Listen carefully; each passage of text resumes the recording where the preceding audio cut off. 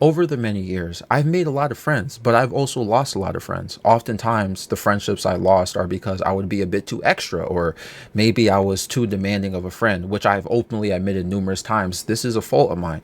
I haven't really made any enemies. I mean, if you're an enemy of me, then you're kind of living like I'm living rent free in your head here because I don't be thinking about people who I dislike or who I hate. And I may not be fond of someone, but to call someone an enemy, it requires investing my time and mental energy towards someone. And I thought about this earlier today about what really changed with me as a person. I came to the following conclusion.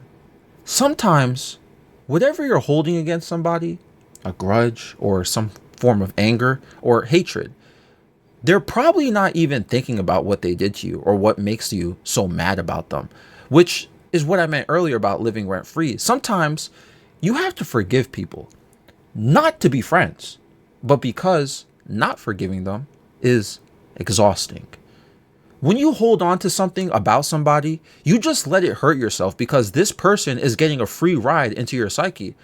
I remember I used to be angry for months with my father because, and this happens consistently, because he genuinely aggravates everybody in my family. He's very stubborn. He has no respect for anyone's privacy. He doesn't understand social boundaries. And to experience this individual all my life, no matter how far I lived away from him, he somehow ended up creeping into my life to aggravate me in some possible way. So let me tell y'all, my father went to his home country about 2 months ago, and he's been there since. The first week he was there, he called me every single day, multiple times a day, to talk about his cows and chickens. He also kept bringing up stuff I told him numerous times I pled to stop bringing up because it creates drama with the family. It got to the point where I blocked his number. My dad is somewhere in some country in South America and he has zero contact with me. Turns out my mom told me the other day she told him to stop calling her too. This is what I mean about him. He doesn't know when to stop. He's calling, he's bringing up things that has caused issues in the past. Ever since I blocked him 2 months ago, I barely think about him. And yes, I know it's my father. It sounds messed up, but and here's the thing though.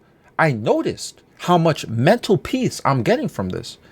I didn't realize how much his presence made me sick. I used to be angry just hearing him walk up and down the stairs. That's how destructive I feel like he is to the family. This guy is living rent free in my head. And with him being blocked and completely in another country, I didn't realize how exhausting he was to me. It's almost vampiric, draining energy from me. And it makes me think everything I've been angry about with him, the things he has done to contribute to our family not being together all the time, holding that anger inside of me just made everything worse. Sometimes you have to just forgive someone for being who they are. And again, not to be friends, but just because holding on to something is mentally exhausting. There was this quote that goes something like, holding on to anger is like grasping a hot coal with the intent of harming another. You end up getting burned. What does that mean? It's suggesting that clinging to anger or a desire for revenge, we cause more harm to ourselves than we inflict to others. Really think about it. Retaliation doesn't lead to true satisfactions. Sometimes getting back at somebody who hurt you gives you a moment of joy, right? Yes, I get that. But have you ever done something in return to somebody because they hurt you, but now everyone ends up looking at you like you're the bad guy or the bad girl? Now you're looking crazy because you threw the coal, but you ended up burning yourself up. It's funny because tell me I'm lying. Tell me if I'm lying if this doesn't happen to you, but we've all held a grudge or something before, right? You ever be so mad at somebody that you replay the same incident in your head over and over and over again? Like, man, this situation or event is on constant replay with you. And really, all this All this does is entrap negative emotions onto you and keeps it alive for longer periods of time. People get it twisted all the time because yeah, I know it's easier said than done to just forgive somebody. People don't even really know what forgiveness means by definition.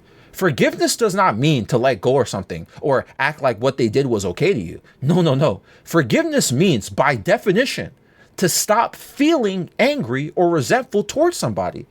That does not mean what they did was suddenly okay. People take the other definition of it, which isn't the right definition, and make it literal. There's nothing wrong with forgiveness and letting go of emotions. What else are you supposed to do? Just stay mad and give them like free roam in your head for the rest of your life? When you stick to these angry feelings about somebody or towards somebody, all you do is stop the flow of positive emotions. Like, we wonder why we keep having negative thoughts come through when in reality, when we flow those positive emotions that you have, you keep getting intercepted because we hold on to these moments that we replay in our head. A lot of things we hold on to, I wouldn't say it's mostly due to pride and ego like people think. Sometimes it is. I think a lot of people hold on to grudges because they feel injustice. Like someone had wronged them or treated them unfairly. Then you have this desire to see retribution or revenge. The unfortunate reality of life is that good behavior doesn't always get rewarded and bad behavior doesn't always get punished.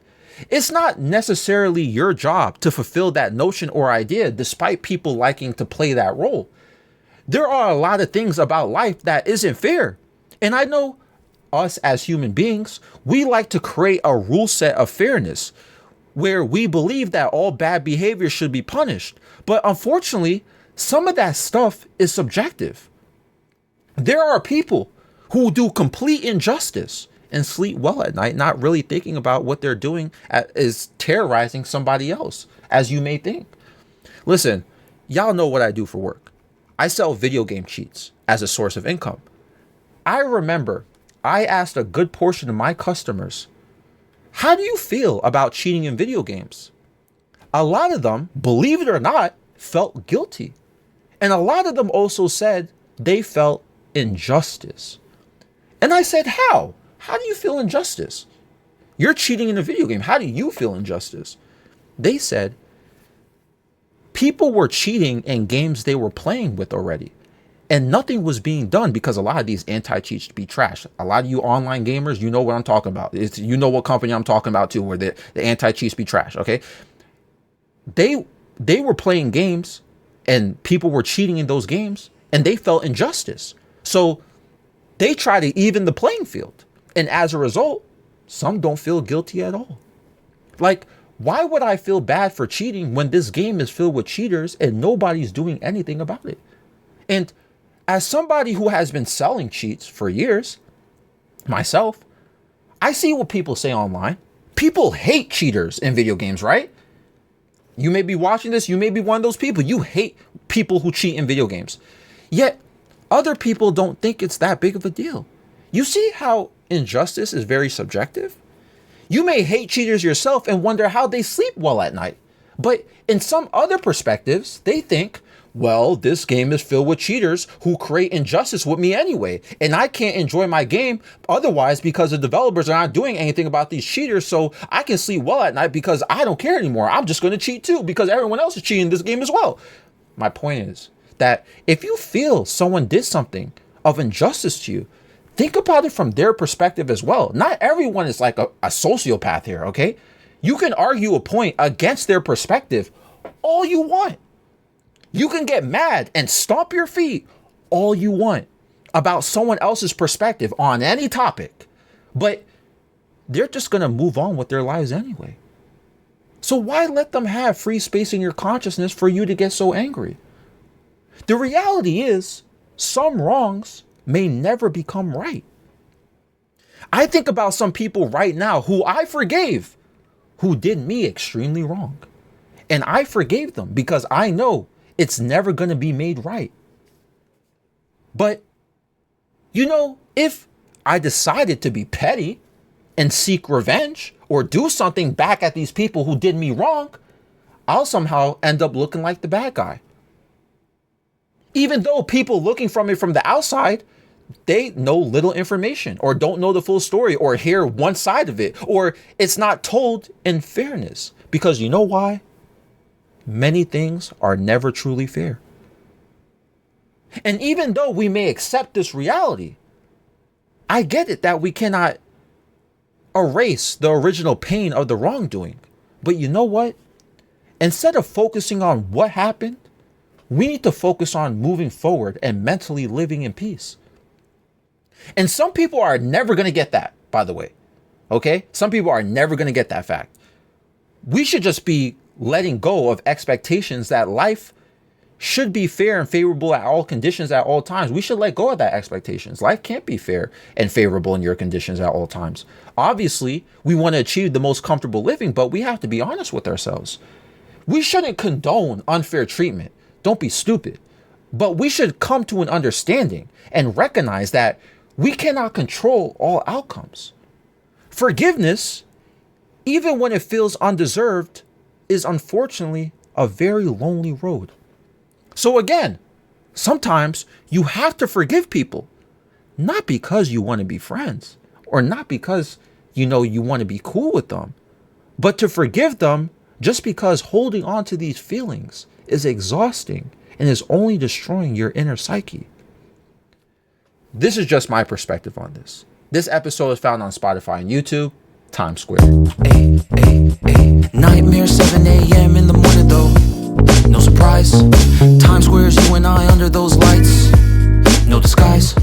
Don't tell me everything you wanted was a lie. All those city lights, it's an endless night. Never expected you to bring me so much life. Close my eyes too long, then it's time to say goodbye. Let's dance all night until the stars don't show glow. Till the sunrise, then we go solo. Making up for all the times that we were low. Let's make some memories before we do go. Let's dance all night until the stars don't show glow. Till the sunrise, then we go solo. Making up for all the times that we were low. Let's make some memories before we do go. Caution.